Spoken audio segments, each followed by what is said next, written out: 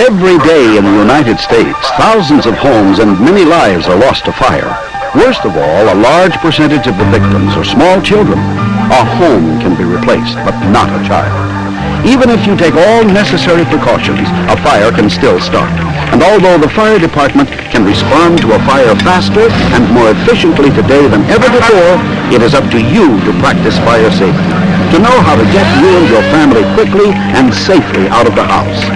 And so we've created a little story to help illustrate the need for fire safety. Because what you do in those first few minutes can mean the difference between life and death. Our story begins here.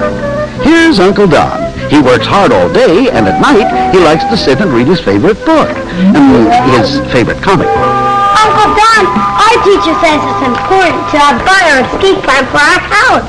We'll never have a fire. But look, Uncle Don, would you explain so you can see all the doors and windows and stairs? Oh, that's very nice, but I'm reading now. And our teacher says we ought to practice Edith. Edith? Edith!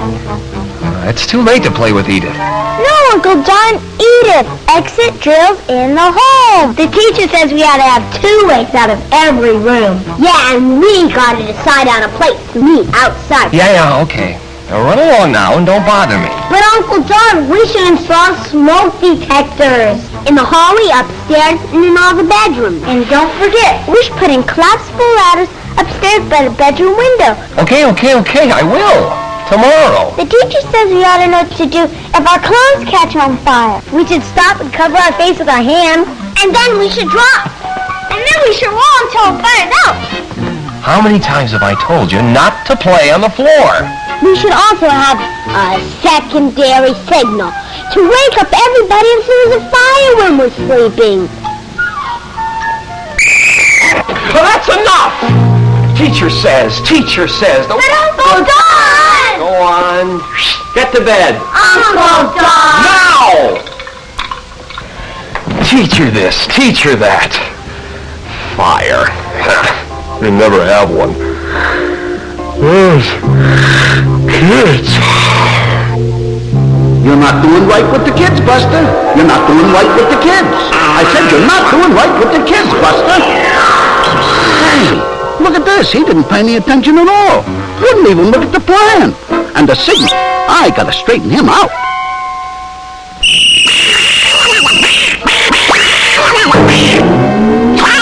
Who are you? Me? I'm your official fire guide. I'm your common sense. Get it? You're not doing right with the kids. What do you send them to school for, huh? If they shouldn't listen to the teacher. You should have listened to them. They were telling you how to get out of the house. I don't want to get out of my house. With a fire going on, pal? You're coming with me. You got a lot to learn. First step to fire safety is fire prevention. Let's take a look at that house of yours for a minute. Bedroom upstairs, living room, dining room. Wait a second. We have a problem. You don't have smoke detectors. You gotta have them.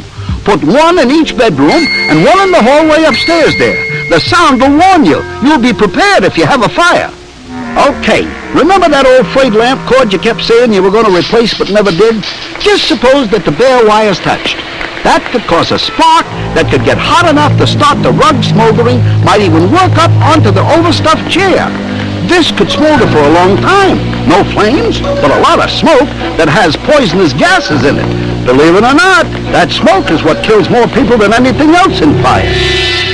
Hot air makes the smoke rise, so the stairway takes it right up to the second floor. But any house is like a big box with a lid on it. So it fills up with smoke from the top down, even in a one-story house.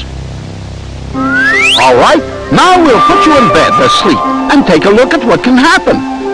Look at that. You left the bedroom door open like you always do, so the smoke comes right in from the hall, starts to fill up the room. Like I said, it fills up from the ceiling down, so the top half of the room can get plenty thick in no time. You jump out of bed, smack into it, and bango! A little matter of carbon monoxide, buddy. One of those gases that's mixed in with the smoke. You can't see it, you can't smell it, but it's there. And sometimes just a couple of whiffs can make you groggy, even knock you out. A couple of more whiffs, it could be all over. Matter of fact, the majority of all fire victims die without even having seen the flames. All right, let's say you got out of that one. You had the door closed. Now, a plain old ordinary door can keep out most of the heat and flames for as much as 15, maybe 20 minutes. That's if the door is closed. Naturally, you ought to use normal exits like a door when you can, but always feel it first. If it's hot, you never... Don't open it!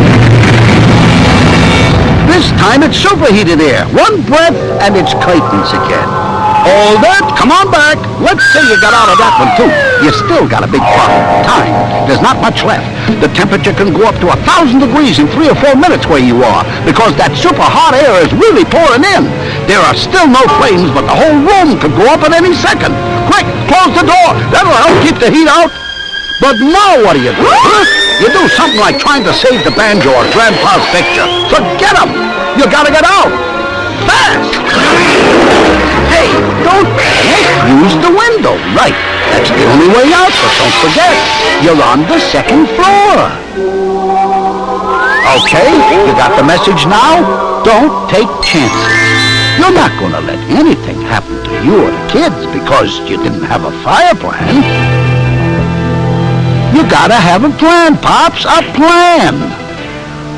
Well, don't just sit there. Do as I tell you. Get the plan the kids made. Pin it up on the wall where everybody can see it. Make notes about the things that are gotta be fixed and replaced around the house. Like that old frayed lamp cord or any other electrical wiring that can be a fire hazard. Put in a connecting door in the room that only opens into the hall. The screens and storm windows, can the kids get them off easily? Make sure the windows open easily, too. Did you put in those collapsible ladders by all the bedroom windows? Okay, you got a smoke detector in each of the bedrooms, too? And you got one in the hallway? Test it and make sure it works. You're doing great. Now get everybody together, talk it over so they all know what to do, and make sure that the kids know not to hide under the bed or in the closet. Kids do that sometimes when they're scared, you know. Okay, now start the Edith drill with the kids in bed. After all, the most dangerous time is when everybody is asleep. Now you go to your bedroom and sound the alarm. Use your secondary signal just to be safe. They should roll out of bed and drop without standing up. Then they should crawl on their hands and knees across the floor because any good air is going to be down low. Tell them to feel the door first, and if it's hot, don't open it. Now they got to go to the alternate exit, the window. Right. Use the collapsible ladder. And go. Okay, now you, pal. Use the secondary escape from your room. Now go around and help the kids down. And you're out, safe and sound. Now that you got everybody out, count noses. Make sure nobody's nose goes back in. Here's where you should all go to a neighbor's phone and call for help as fast as you can. That's it, Pops. You're prepared in case of a fire. Nice going, Uncle John. Yeah, now we have a plan. That's right. And we should practice the Gertrude drill. Uncle John, Huh? that's the Edith drill. Exit drills in the house. Right. Well, we should practice the Edith drill at least once a month. Someday it might not be a drill. It might be real. Suppose our house were different. Maybe a one-story house. And you couldn't figure out how to make a plan. Well, I'd ask you guys. Thanks to your teacher, you're 3 fire experts now. What if you didn't have us guys? Well, I'd call the local fire department. I'm sure they'd be glad to help. Why, they'd even come out here and help me inspect the house. Now you're thinking. I'm thinking fire safety, thanks to you. Uncle John, who are you talking to? Wait, you mean you don't hear? Oh, well, I was just... well, he's a fireman. Kind of a fireman duck. A duck? An invisible duck. Invisible duck? An invisible duck! See? I told you. Some people are so hard to convince.